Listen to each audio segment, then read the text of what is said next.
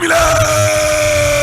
waaye accident yi ci kaw tali bi la bëri na tribune yéene kaa ne dama ne la diggante 2017 ak 2020 bi la waaw lu tolloo ñetti junni ci ay doomu aadama day ñoo dee inna lillahi wa inna ilayhi rajiun ci kaw tali bi maa la wax bu ñu sukkandikoo ci njiital division sécurité routière Ousmane Ly laas ne moo taxit nguur ga day bëgg naa génne yat ba nag bëgg naa dakal lii xew ci kaw tali bi laa la wax réew mi quotidien ne waaye xoolal mbir mu doy waar mi nga xam ne moo am démb ca tribunal ba chambre criminelle bu Ndakaaru waaw dama ne la président Chine bi muy ñëw ci Sénégal gi la MT Ndiaye waaw moo jam benn police ñetti jam-jamu paaka laa la wax laa ilaaha illallaah MT Ndiaye moomee bañ ko laajee démb ca tribunal ba day waaw dane président Macky Sall la bëggoon a rey allahu akbar allahu akbar allahu akbar ay ndar ràññi lii lan la MT Ndiaye ne dama ne président Macky Sall laa bëggoon a assassiné rey ko waa parce que nag li ma dund ni la sénégalais ñoo ma ko yóbbee way Samba bitim réew laa nekkoon fu ma wut liggéey ñu ne ma du fii ba ginnaaw ga sax nag lañ ma rapatrier indiwaat ma ci Ndakaaru njaay jël jóob gi lée waaye kii wér na yéene kaay gi ne déedéet ca yàlla te kat jamono jooje Le Soleil yéene kaay nee na ndaje mi nga xam ne doon nañ ko amal ci doonu Paris gële africain yi sommet ba waaw ay diggee daal lañu fa jëlee di ay diggee promesse vaccination financement en Afrique yi ak yokkute Dakar Times de ndaje moomee nga xam ne nañ ko doon amal na ngir dekkalaat kon koom-koom ak ca Paris googe waaw dem nañ ba ñëw waxtaanee wuñu dara lu jëm ci wàllum bor bi nga xam ne réew Afrique yi kon am nañu ko benn ñaar waxtaanee wuñ fa dara lu jëm ci wàllum franc CFA bii a coow lu bari léegi président France ak waxam ju bari ji dendement rek géeg yooyee yëpp waaw te ñoom ñooñu nasaraan yi ñoo la gën a xam ne Afrique yi li ko bloqué bokk na ci bor yu bari mi ko tijee ne waaye lan mooy ndayuk sax ñuy wax naa ne Afrique sommet africain yi lée ñu koy defee kon ca Paris looloo jaaxal ñëpp nag looloo jaaxal ñëpp ñuy waxtaanee lu yokk koom-koomuk Afrique ñu koy waxtaanee ca Paris la France yéene kaa gi ne waaye na gis nga bu ko benn réewum Afrique organisé woon waaw njiitu réew africain yi du ñu dem ñàkk fayda complexe ku di laajal Sénégal gi la bi mu fi organisé forum sur la paix et la sécurité dama ne njiitu réew Afrique yi dañu ko boycotté laa la wax la ilaha illallah cey Afrique gi la Le Quotidien yéene kaa ne xoolal ma garab yi nga xam ne kon nañu koy gor trafic bois bi la ca Casamance waaw frontière Gambie gale bu fa amee jegee rek mu tàkk de tension bu doy waar a faam dama ne la armée ba kon ak eaux et forêts ña nga topp di dàq ji kon ñi nga xam ne ay trafiquant lañu askan wa ca boppam kon bloqué nañu benn camion boo xam ne daa fees dell ak ay garab yi ñu gor armée ba woo nañ leen renfort Palestine ak Israël ngay woote renfort Vox Populi ne waa Jamra day waaw sànni nañu xeer rek Mame Matar Gueye ak ña moo àndal sànni nañu ay xeeru seytaane ci kaw kon Israël laa la wax dëgg la te danañu organiser nag manifestation ajjuma ji di ñëw ngir naqarlu lee Israël di def kon ci kaw Palestine di rey ay xale yu ndaw Mame Matar Gueye ak ña moo àndal day nee nañu la leen naqar yi mooy taxawaay wu ñàkk fayda dëgërul daa te nguuru Sénégal gi def ko bind communiqué mel ni ko naan bàyyi leen xeex bi Israël Palestine bàyyi leen xeex bi ca jamono jooje L'Observateur nee na xeex yi nga xam ne moo fi amoon te ay doomu aadama daal di fii dee émédia la ak commission bi ñu ne dañu ko fii taxawal day ngir xool nag ñan ñoo indi coow loolee fii waaw point mort mbir ma enquête ba demul dikul laa la wax bougéwul libération yi ne kaa ne en tout cas njiital Pastef gi day waaw dañu ko invité ca Togo Lomé gale état généraux ECO ba xaalis fi remplacé CFA waaw avocat maître Bamba Cissé nga ma àndal daal dina ñuy bind nag lettre tribunal bi la ngir ñu bàyyi Ousmane Sonko kon mu tukki waaye procureur dane Ousmane Sonko du bouger un iota way Samba da koo bloqué ci Ndakaaru njaay jël jóob di Ousmane Sonko tere nañ ko mu tukki laa la wax critique yéene kaay ne dama ne procureur ci boppam daa ubbiwul sax lettre bi avocat Ousmane Sonko bind laa la wax yéene kaay gi ne demoon ni ñooñee nga xam ne ñoo dee ca manifestation yi ca bi ñoo ne day danañ leen ñaanal kon samedi ji di ñëw waa M2D ñooy def lu ni mel dekki waa ca dëkk Ousmane Sonko laas te gis nga ca jamono jooje waaw moom président Macky Sall day ma ngay làmb boppam nag xool ba xam gaa ñaa ngi koy bëgg ba léegi ni lé tournée économique lay defal day 28 ba la 31 mai bii ci dëkku kaw yi waaw tribune yéene kaa ne diggante moom président Macky Sall day waa APR ak réew mi bi Idrissa Seck mburoog soow gaa ñaa ngi waajal loo xam ni boole seen parti def un grand parti yaa jum wala maa jum maa la wax loolu de moom kay APR fi mu nekk ni lé won naa su réew mi la bëgg gaa yi seey seen biir allahu akbar te loolee nag du ay comité directeur rek ay bureau politique ko koy réglé de déedéet punka li nga xam ni kon ñoo nekk ca kaw Macky Sall ak Idrissa Seck di arbitré gaa yaa ngi koy liggéey de waaye nag aar suñu APR nekk ca Thiès waaw nee nañ mburoog soow boobee d'accorduñ ci tey te d'accorduñ ci ëllëg laa la wax te bu ko jaree nag ñoom waa aar suñu APR danañu dem ci élection locale yi ñoom cundung élection locale yooyu source a nee na bu ga seli day songo Aïda Sow Diawara de mardi taali maa la ko wax APR kay nag boo bëggee dégg dëgg moom wala coalition bi ci tas la jëm laa la wax te Macky Sall ne gis nga bi yoon ay topp leen ci ginnaaw di yoog yooyee boo sàgganee gars yi weedi ko de dañu koy désavoué bii yéene kaay daaw da càmmi ne te diggante Seydina Fall Bouga Seli day ak Alioune Sall mi lée waaw neexatul de Bouga daa mere Alioune Sall de lool te Alioune Sall tamit day ma ngay dégg ne opposition ba nekk sa Guédiawaye googe ña ngay waajal dañuy dal ci kawam de sur quotidien presse ak pouvoir ay journaliste a ngi ni lée dañuy dem ci élection locale yi de maa la ko wax waaye du fi lu bees Racine Talla ngi nii ak Alioune Sall dem si yàlla Mokhtar Kébé waaye bi yoon tamit day am na journaliste yoo xam ne jug nañu ne danañ bokk ca élection locale yooye limal Ahmed Aïdara Malé Zik FM maire Guédiawaye la bëgg par force Mbaye Sène DTV maire Sacré-Cœur la bëgg Thierno Amadou Sy nekkoon RTS Tidiane Damba ak Bachir Fofana mi lée nekkoon populaire déclaré ne candidat am day ci réseaux sociaux yi l'observateur ne élection locale yi di ñëw day waaw dafa am ay candidats yu bees activiste yeeg société civile beeg web actif yeeg waaye nag est-ce que amul risque sur quotidien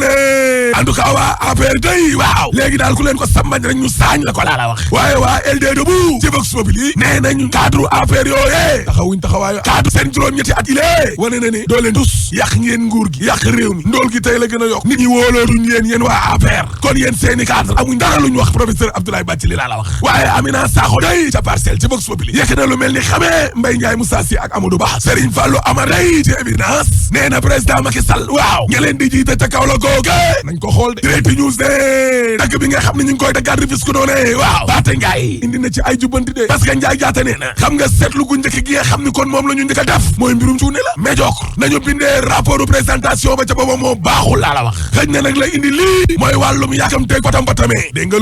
loolu de waaye na nguur gi gisee ak lu ñu yàkkamti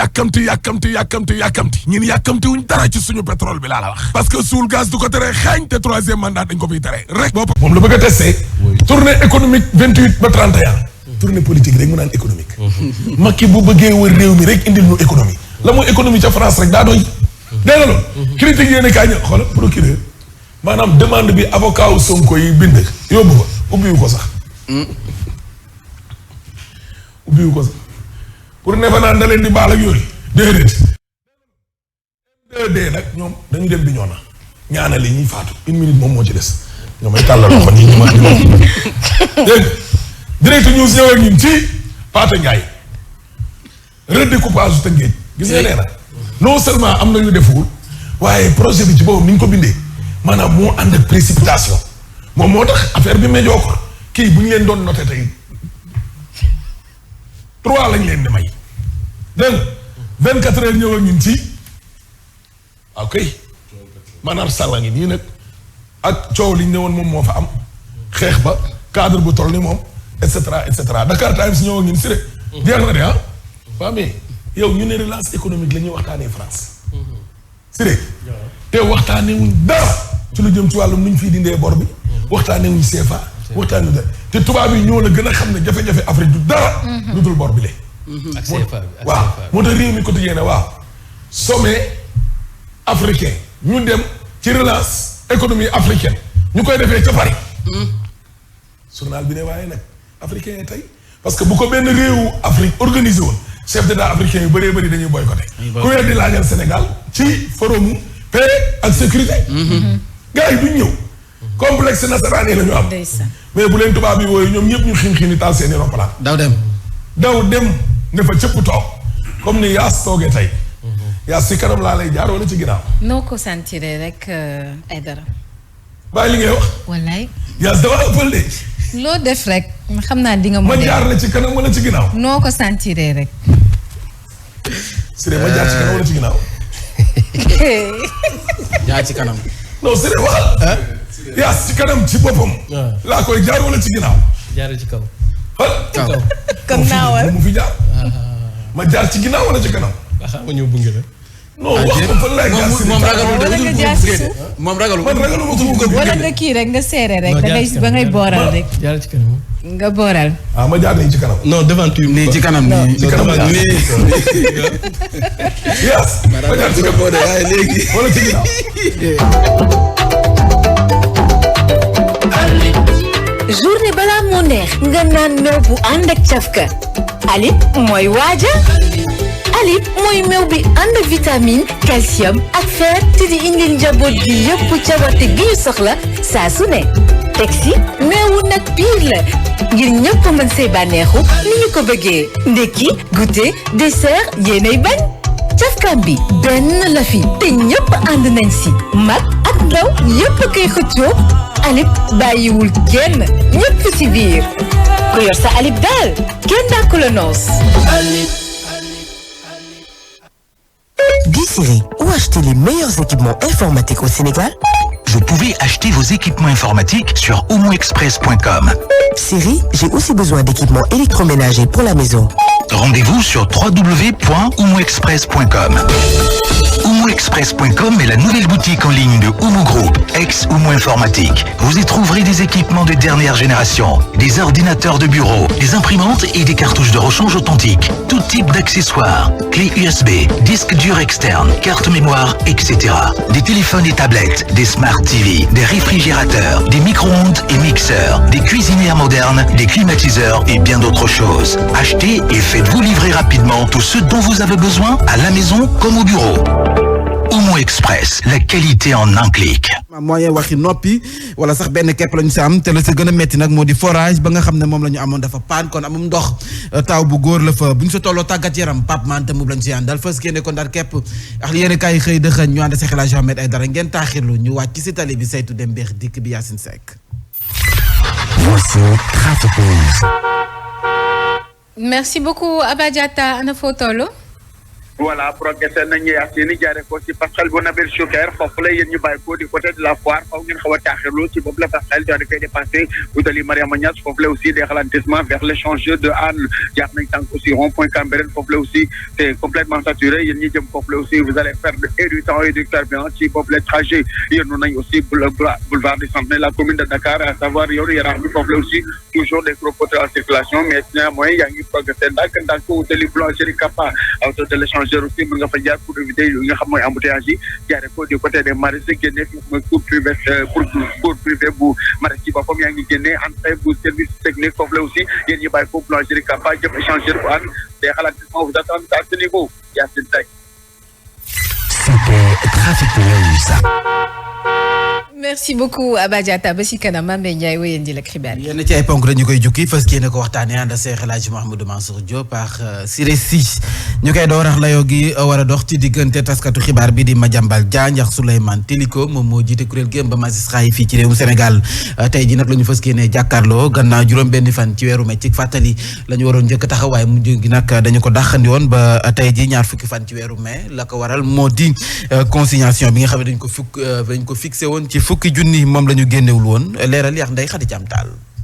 Madiambal Diagne dina janook juge bi niki alxamis gi ñaar fukki fan ci weeru mai ci tribunal bu grande instance bu Ndakaaru mu nar a tontu nag ci diffamation bi ko juge Souleymane Teliko di toppee ginnaaw ba mu ko jébbalee ab citation Madiambal Diagne ci benn émission daal di woon wax ni Souleymane Teliko Union africaine daf ko toppoon ci benn rapport officiel ginnaaw bi nga xamee ni daal dina woon jot ay frais de mission ngir dem ca Tchad te fekkoon ni gouvernement bu Tchad daal dina ko woon jël en charge ba pare directeur bu Avenir Communication daal di woon itam xamle ni Union africaine daal dina ko woon ñaxtu ci kanamu gouvernement bu Sénégal ba juge ba sax mujjee woon fay koppar ya ñu ko doon toppee ñuy fàttali rek ni ci mbir mi Madiambal Diagne daal dina woon nag sàkku ci bâtonnier bi ngir mu daal di ko jébbal avocat ndaxte kat benn règle conduite day def ni avocat yi amuñu droit constitué wu contre ay magistrat wala sax ñu bokk ci famille judiciaire bi mu nekk càkkutéef goo xamante ni bâtonnier bi daal dina ko woon nangul ba jébbaloon ko maître Boubacar Cissé ak maître Abou Diali Kane ngir nag ñu daal di ko défendre moom Madiambal Diagne. ni ñu leen ko waxee ci ndorteelu bi la jotaay xibaar juróomi junni ci ay jàngalekat la ñu war a recruter ci coowal chômage gi nga xam ne nemmeekoon nañu ko ci réew mi ba njiitu réew mi président Macky Sall waxoon sax mu mel ni kon nag dépôt yi niki démb la ñu ko buur donte jo mayoon nañu leen ñaari fan ngir nag ñu matal seen i dossier bu ñu sukkandikoo ci directeur de la formation ak communication ce ministère bi ñu dénk wàllum njàng mi lu ëpp téeméeri junni ci ay maanaam candidat dugal nañu seen i dossier lu toll it ci juróom-ñaar fukk ak juróom ci ay junni jàngalekat la ñuy njëkk a tànn si ñooñee nag la ñuy doog a tànn juróomi junni yi ñu ànd si leeral yax Mouhamadou Moustapha Diagne. 150,606 candidats bindu nañu. dafa am ci ñoom ñoo xam ni dañoo manqué ay information ñooñu joxoon leen 48 heures pour ñu mën a compléter information yi te lay jeex su loolu wéyee daa ngi def présélection génne 7,500 ci ñoom 7,500 ci ñoom dafa test nag doog génne 5,000 enseignants yi ñi daañu leen affecté ci classe yi directement mois d'octobre ñi des nag daañu leen jënd ak ñi nga xam ne ñu ngi jël sur la base académique de leen payer pour des formations le 17 mai la moom yëpp doon jeex dañoo yónnee message candidat yi nga xam ni dañoo desoon quelques informations pour ñu compléter donc tey moom opération yëpp na jeex.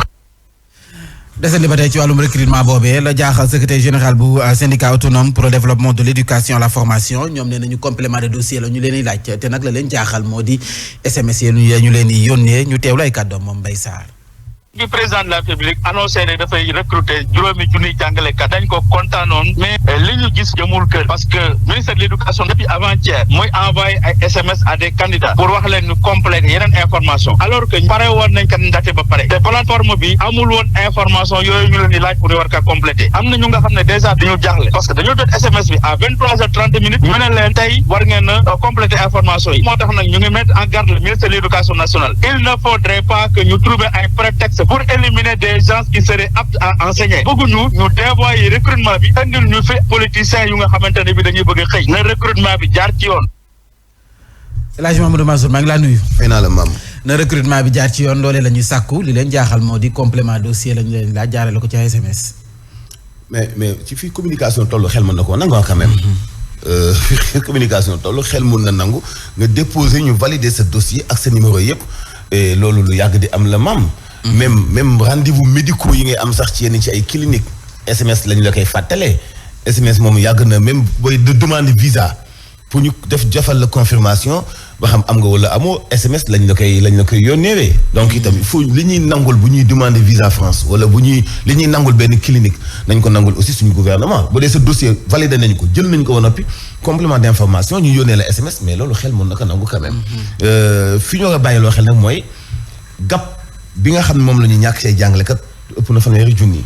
bu fekkee juróomi junni nag la ñu war a recruter tuuti na lool mais juróomi junni yooyu li muy tuuti sax càq ma gën këmm wolof loolu lay wax càq moo gën këmm donc moo tane ak neen xëy na bu takkul mun nañu am gab bi mais loolu itam du beneen problème bi mooy fi nekk nii li fi nekk kës néew ci ay école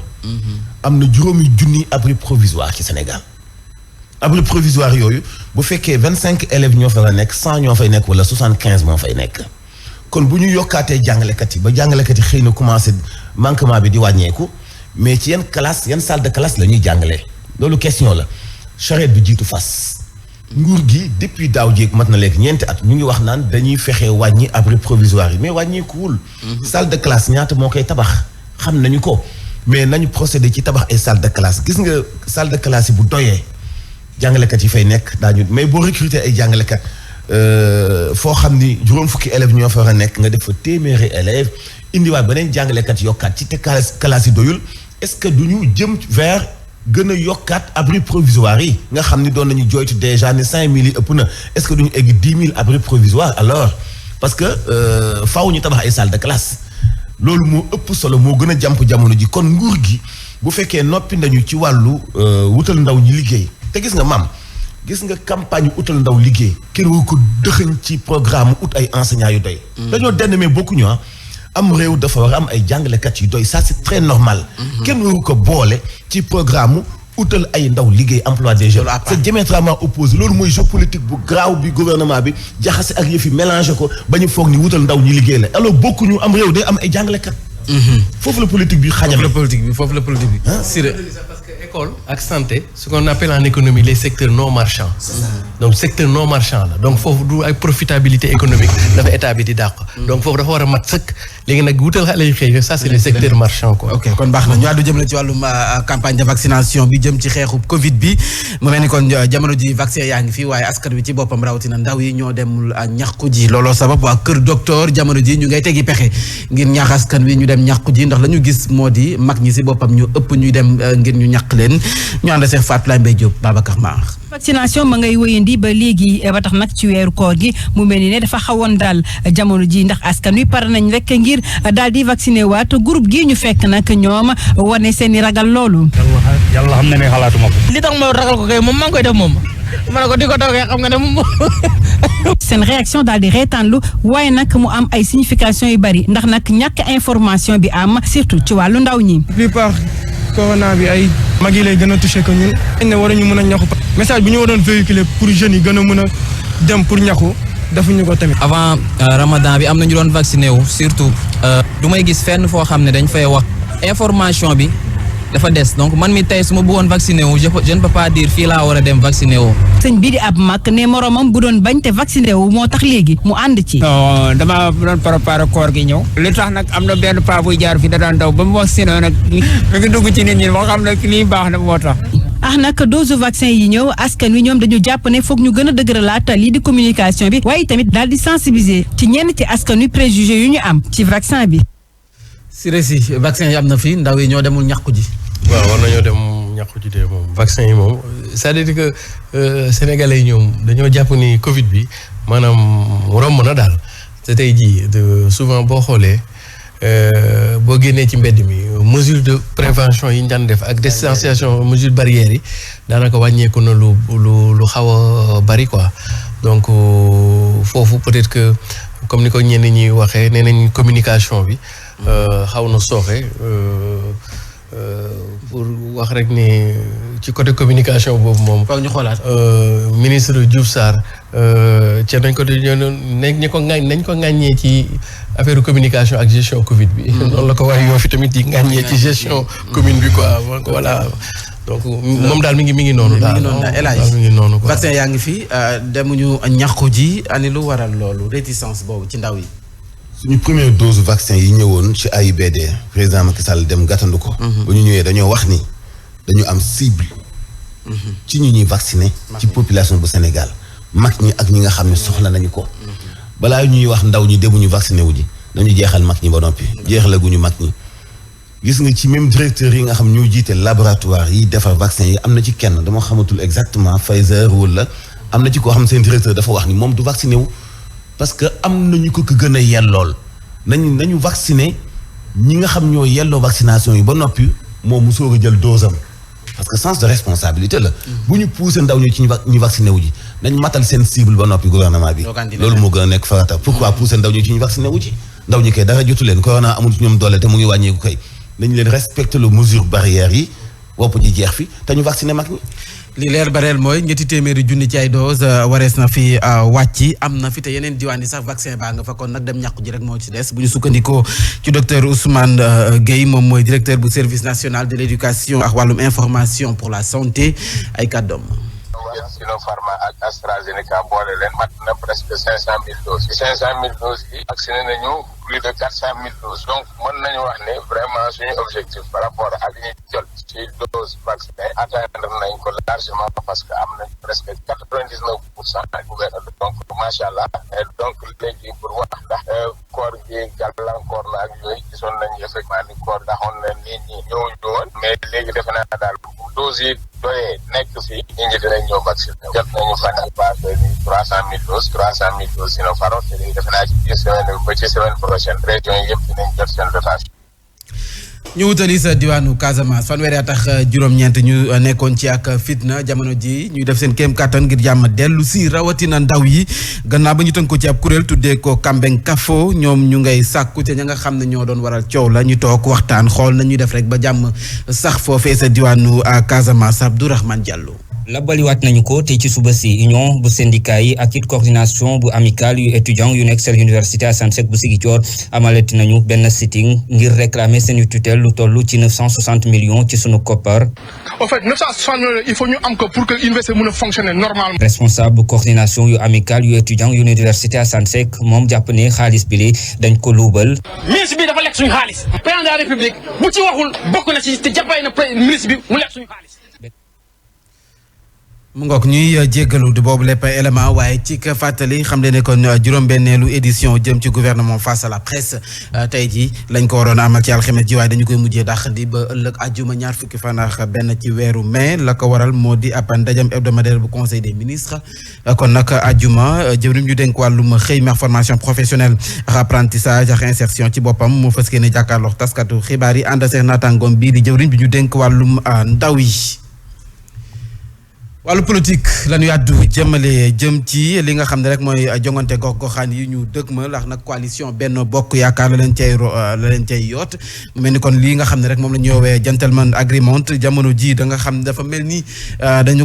ko ñàkk nemmeeku ci parti APR beex ay alliés yi nga xam ne ak fantasiro fasantek sikkim maanaam buuxante la ñu nemmeeku seen biir jëm ca Kaffrine Podor Parcelles Assainies lu nu mel la ñu fa nemmeeku ñaanda seex jàngatu kala San Balde moo xam tegante dënn ba ñu nemmee ko ci diwaanu Parcelles Assainies diggante Amadou Ba Mbaye Ndiaye ak kii di Moussa Sy waaye ca Kaffrine ci diggante ñaari Abdoulaye di Wilane ak kii di Seydou Sow waaye ca Podor diggante Aïssata Tall Sall ak Racine Sy féewaloo bi di gën di fës ci diwaan yu wuute ci biir coalition Benno Bokk Yaakaar moo ne ay weer dox suñu diggante ak jongante gox-goxaat yu ñuy waajal ku ci nekk ci yooyu la mbër bokk ci boobu la coalition daal di samp sa ndënd wax sa bëgg-bëgg tax ñu daal di samp laaj fileeg booba ndax du am ay coppite ci ànd nawloo bi nga xamante ni moom la ñu ànd ba jonni tey ñu mën a bokk ràññee doxalin bu wuute bawoo ci ñooñee gannaaw bu ñenn yëkk seen kàddu xam ne ni bëgg nañ nekk ay candidat waroo ak li ñu daan gis ci lu weesu ndax dafa doonoon nag waxtaanu néeg balaa ñuy jël ndogal tànn kenn ci ñoom naka nag ñu gën di xuus ci yooyu la élection nag cin bi di gën di baax ci biir coalition Benno Bokk Yaakaar ñu jàpp ni loolee mën naa dem sax ba klaateloo bii la coalition nekk ci bopp réew mi kon bokk mën nañoo xaarandi ab coppite lu jëm ci charte yi nga xamante ni moom la ñu tegoon te leen waralu ko nag lu dul ay bëgg-bëgg kenn ku nekk.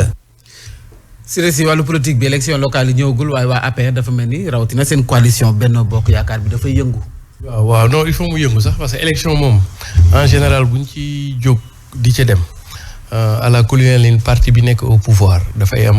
ay yëngu-yëngu surtout que bu ci xawee yàgg tuuti ci pouvoir bi parce que dafa am ñoo xam ne dañ boobu ba léegi ñu ngi toog di xaar. te comme politique moom affaire autorail la rek day ñëw ba gaar ñiy wàcc ñi yéeg ak yooyu donc dafay am choc des ambitions loolu mooy premier deuxièmement bi tamit mooy nature élection yi ñu jëm nii parce que souvent dama koy faral di wax su fekkee élection présidentielle ba ci élection législative loolu affaire parti la affaire coalition de parti mais élection locale moom askan bee ko moom donc ay affaire consigne de vote ak yooyu nit ñi boo leen désigné wul am nañu sañ-sañu samp seeni liste daal di dem ci élection yi donc à la kulialin il faut que mu am yëngu-yëngu d'autant plus que kii wàlli si yaan mooy lu bees te kooku kaala boo xam ne bu ñu ko réglé wul mën a perturber schéma yëpp parce que dafa am ñoo xam ne ñoo àndoon ak président Macky Sall depuis presque 12 ans di xeex ak moom ñu dem ba à la dernière minute kenn ku ñëw dugg si muy Idrissa Seck léegi kooku bu dugg see te changé wuñu structure bi dafay am jiixi jaaxa parce que ña toogoon di muñ di ko xeex yaakaaruma ñu bàyyi ba ñu dem cëppaandaw ga ñoom ñi nangu ñu leen di jox ay car di jox Ousmane Idrissa Seck ay cër donc rien ne le justifie mais par contre bu ñu jëlee anticipation en amont changer structure comme ni ñu waxee en management la stratégie suit la structure su boobaa mën nañ teg benn tëgg boo xam ni président Macky Sall mooy numéro 1 Idrissa Seck numéro 2 ñu tëgg seeni texte ak yooyu ba nga xam ni légitimité bi foofu lay gën a mën a jàllee ko dem mais à la kulialit il faut que ñu jàpp ni élection locale yi moom du rek affaire parti politique ak politicien mais les acteurs de développement ay la société civile donc ñëpp ñi ngi ci biir bu ñu yaakaar ni rek ñiy def politique rek ñoo am sañ-sañ ñu def candidature ci locale yi non askan bi tamit am na société civile mécaniciens yi menuisiers yi en tout cas ñun Parcelles Assainies suñu mouvement mécaniciens menuisiers tôliers femmes de ménage yooyu yëpp dajale woon nañu autour de dafa mel ni kon local yi ñëwul xëccoo bi bari na ci parti rawatina coalition Benno Bokk Yaakaar ndax jar na ko bu ñu xamee ne kon local affaire de proximité la dëkk ca gox ba ñuy xëccoo ñu ngi dégg bu seen xëccoo yëpp mooy ñu nekk ci côté pouvoir bi à part xëy na Barthélémy Diaz mi annoncé candidature am mais lu mooy loolu yëpp mooy ñu féeti ci pouvoir bi xëccoo wuñu pëndal la kenn ku nekk bëgg nga wan njiit réew bi ni yaa ngi liggéey ci sa localité élection locale dóor la te xam nañu ni élection yi raw gàddu la xam nga da nga doon jiite benn liste Siré da doon jiite liste ñu dem ba gagné liste boobu gagné ba noppi ñu defaat élection des conseils man ma nekk maire te fekk Siré moo gagné liste bi jiite woon mais année bi loolu amul ki nekk tête de liste bu ñu gagné moom mooy nekk maire loolu koy aajuwul xëccoo yow bu fekkee liggéeyal nga saw askan wóolu nga leen defal comme genre Ndofène Fall ni mu defoon bi leen Macky Sall woowee palais pour ñu topp ci ginnaaw kenn daf ni ko woon président du ma topp ci ginnaaw kenn damay dem ak sama liste bopp et il a gagné léegi amul xëccoo ki sant Sow dëkk Kaffrine. moom jàpp na ne amal na askan wa njëriñ. bu mu xëccoog Abdoulaye Wilane di yàq bennoo gi am diggante PS ak APR. ok moom na dem liggéey bu waa Benno Bokk Yaakaar tegee seen liste moom mu teg liste boppam bu amalee askanoo njëriñ élection locale la moom mooy gagné. niki noonu Aïssata Tall Sall niki noonu. et est-ce que ñoom ñooy gagné parce que yor nañu xaalis mais est-ce que def nañu politique sociale locale bu dal xelu askan bul fàtte ni élection locale yi dañuy wax opposition dañuy wax ñu ngi comptabiliser nombre bu bëri ci ay communes yoo xam ni parti au pouvoir wala coalition au pouvoir moo ko gagné demeewul woon noonu de dafa bari woon ñu gagné woon ci société civile après ñu xoj leen quelque part ñu mujj rallier ci suuf dem fekki parti au pouvoir mais ba ñuy gagné localité ba féetewuñu woon ak parti au pouvoir et ren la ndaw ñi gën a yeewu yéen a ngi junñu sànq journalistes yi wàcc ci géew bi journalistes yi ñu bëri bu ñu wàccul ci géew bi itam dañuy nekk ay personnes influentes yoo xam dañuy soutenir benn liste parce que am nañu seen kàddu gi ñuy wax ci seen localité te ñëpp ñoo constaté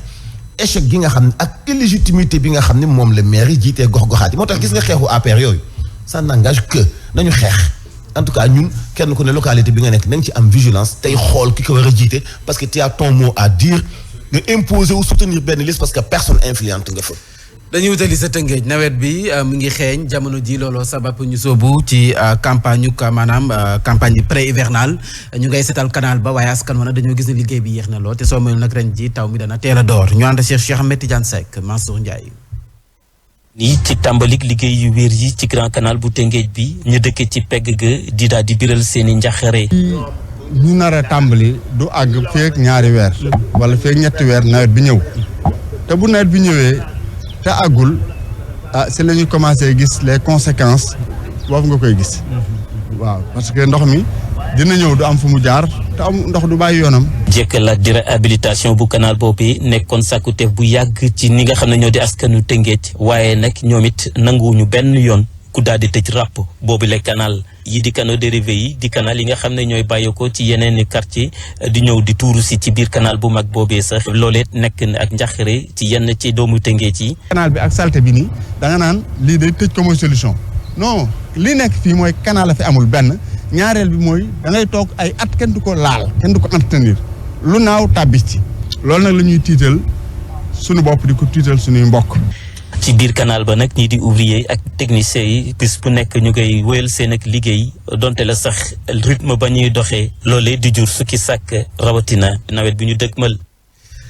ñu wutali sa Médina Salaam foofee nga xam ne doxum ñaxtu la ko askan wa yow sa commune bu Tànko doon amal sa département bu Bunkiling nee nañu nag juróom fukk ak juróom-ñett ci ay village ñoom ñoo sa tënku waaye nag seen i jafe-jafe bari na lool bokk na ca am benn poste de santé la ñu am waaye it wala sax amuñu benn poste de santé rek la ñu am benn collège d'enseignement moyen te la ca gën a metti moo di forage ba nga xam ne moom la ñu amoon dafa faf paan ñu ànd Cheikh Ibrahima Diallo ci ay leeral. commune bu Tànko nekk ci département bu Bunkiling amal nañu doxum ñaxtu pour ñaawlu jafe-jafe yi ñuy dund. population bi yéen gis ci ay teen la ñuy wëgg teen yoo xamante ni 60 mètres lay doon boo jëlee ci wàllu njur population bi sonn nañ trop jigéen ñi ngeen gis fii néew na jigéen ju fi am doom joo xamante ni amoo doom ci kaw charrette te li ko waral mooy ñàkk yoon bu baax li ko ñaaral waral mooy ñàkk jumtukaay boo xamante ni dina leen permettre mu jege leen 58 villages ci commune de Tànko benn CM moo fi nekk mu ngi Tànko boo amee entrée en sixième amuloo fa li nga xamante ni mooy tuteur sa njàngu day yàqu kayit di jur sax daa sori certificat de résidence lay wax boo soxlaa certificat de résidence ay dizaine de kilomètres ngay def dem ba yegg fi nga xamante ni moom mooy ca mairie ba mën nga faa yendu suba ba ngoon jot doo gis kenn ku la defal certificat de résidence. El Hadj Mbaye nekk leader politique yoroon seeni kaddu ŋàññi na doxalin seenu jarafu commune. tey nag encore une fois du kenn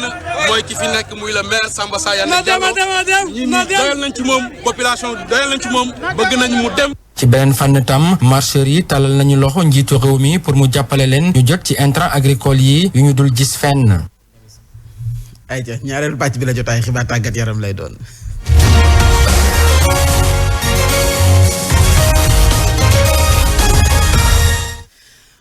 bàkk ba ji Pape Mante Mboub daal di teemaan kan asalaamaaleykum. aleykum salaam Mame Ndiaye. borom jëm City ak Dougar. waaw ak Dougar waaw am ci boole Dougar temps yi. waaw non comme El Hadj moom may jàppale ci Dougar gi moom. maa ngi Dougar moom.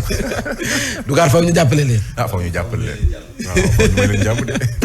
football résultat 8e coupe de ligue la ñuy waxtaanee. waaw jàppale nag ni ki dem la ñu amal tàmbali 8e de finale coupe bu ligue jàppale na sax génération foot moom jot naa qualifié gannaaw nag ba mu daanee ñi di waa Ñambour bu Louga. ñett ci ñaar temps réglementaire nag ñaari équipe yi dañoo témbo woon ku nekk dóor sa morom benn but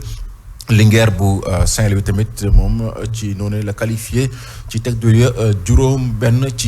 ci digganteem ak Stade de Mbour ci temps réglementaire nag benn la ñu def. Sonacos moom dafa éliminé équipe bi di EJ Fatick 5-4 temps réglementaire 1 but partout. Jamono bu Fatick moom moo daan nag champion titre bi di Jàmbaar ci teg du ñaar ci benn temps réglementaire 1 but partout la ñu def kon ñu jàpp ne Duc moom dafa éliminé nag ci prolongation ñii di waa ISO ñaar ci dara Teungueth FC jot a qualifié tamit ci kanamu ñii di waa Renaissance bu Ndakaaru benn bal ci dara kon tey jii nag la ñuy wëyal lu jëm ci yooyu le 8e de finale ak benn jongante 16h30 foofu ci stade bu Mbaaw ci diggante US Gorée ak Dakar Sacré-Cœur jongante nag bu doon dox ci diggante Jaraaf bu Ndakaaru ak Mbour Petite Côte dañ ko dàq ba jëmi jamono ndaxte Jaraaf dafa war nag amal quart de finale retour jëm nag ci coupe bu CAF. xam naa li moom dina soxal élage bu baax nag ndax mouvement nawetaan yi nga xam ne ñoo féete sa Parcelles Assainies ñoom ci boppam ñooy sàkk ñu ubbi stade ba. waaw démb nag ci teewaayu kii di président bu ODCAV di Amadou Kane moom nag dafa ñëwoon jàppale waa zone 8B ak zone 8C bu Parcelles Assainies lépp rek ngir sàkk ñu ubbiwaat lépp lu jëm ci wàllu stade bu Parcelles Assainies waaye tamit ci noonu muy fàttali nag ni yemul kese Parcelles ndaxte soo xoolee région yu mel ni Sédhiou Ziguinchor Kaffrine ba Kédougou ñoom nag dañoo am ay jafe-jafe jëm ci wàllum infrastructure sportive ñu teewlu Amadou Kane. 2012 ba tey stade bi ñu koy defar bi war na jeex stade bi lañ wax mais wax nañ yeneen stade yi wax nañ stade de Yoff wax nañ stade de Ngor wax nañ aussi Demba Diop wax nañ Iba Mar Diop mais wax nañ aussi stade yu xam ne ñu ngi à l'intérieur du pays que ça soit à Kaffrine muy Sédhiou muy Kédougou muy Parcelles muy Ziguinchor que depuis maintenant 5 ans Dakar dafa am pauvreté en matière d'infrastructure sportive te suñu bëggee am compétition yu bëri suñu bëggee xale yi mën a foo suñu bëggee tàggat yaram mu baax su dee dañu bëgg les ceux qui font la compétition bokk département de Dakar que ça soit waa nawetaan que ça soit waa football d'élite ñu mën a nekk au haut niveau il faut obligatoirement et nécessairement que stade am. mu ngoog El Hadj ñoo gisandoo stade bi man waa mais gazon yi lu ci am. poftan gi mel ni kenn mënu ma ko imaginer. gris yu xuur yi mais man construction bi. architectural bi. ni mu taxawee déjà man moo dalu sama xel. sérieusement man côté boobu sax laay gën a tiite. et du ñu fàtte bukki bu stade Demba Diop bi boobu sax yàggoon na. mais pour wax ni foog ñuy veiller sax ci construction stade yi léegi xam nga nit bu ñu la joxee benn marché nga gagné ko. wax ci liggéeyoo ci wala ngay mairie wala ngay beneen structure ñu jox la benn liggéey 2012 ba léegi juróom-ñeenti at mënoo tabax mënoo yeesalaat benn stade mu egg te ñu ni xaalis bi génn na dëgg-dëgg man tabax da ngay tabax sax ci stade boobu dootul dal sama xel man ci côté sécurité lay gën a bàyyi lor sax xel nit ñi est-ce que fi ne bu ñu ko patamee eggale ko balaa campagne yi ñu dëgmal élection locale yi est-ce que dina wóor sax ñu fréquenté ko durée de vie bi fan lay toll gis nga dëgg kilifa yi dese nañoo nawloo askan wi ci ni mu jaadoo parce que am na yoo xam ne boo taxawee sa nawle gor nga jiite ko. mu jël pouvoir am ak alalam délégué ko. confier la benn liggéey nga am lenn loo ko dig pour taxawal ko ci benn ngunul pitax au moins di nga ko defal sax fenêtre bu pitax yi mën a jaar quoi mais li kenn xamul c'est-à-dire que amul nit ko honnête ku mën a cherche signification bi pour mën a wax ni lii lay signifier lu dul ñàkk a nawloo ñi nga jiite fii nii. ci gox boo xam ne am na ay njiit ak réew moo xam ne am na ay njiit ak gouvernement bu am ministre bi wàllu sport gàcce la. ñu àddu jëmale ci beach soccer footballu tefes gi CAN bi ci boppam jëwriñ bi ñu dénk wàllu tàggat yaram dana jébal raaya bi sunu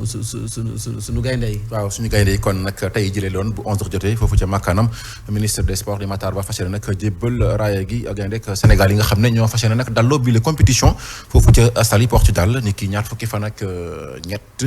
jàpp fanweeri fan ci weeru mai di fàttali nag ni Sénégal moom jël na nag boobu la compétition lu toll ci juróomi yoon kon waxtu bi sax moo nekk équipe championne en titre te ñoom nag seen bébét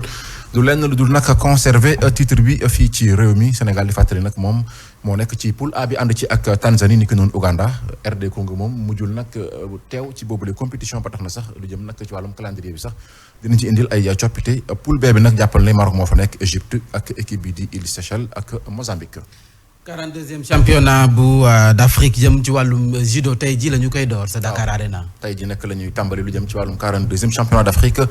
ñu jàppee ko nag foofu ca Dakar Arena lu toll ci nag 200 judoka jógee ci 36 pays ñoom fas yéene nag engagé wu ci différentes catégories kon sax jàppal ni Sénégal tey ñoom tamit seen ay combattants dinañ nag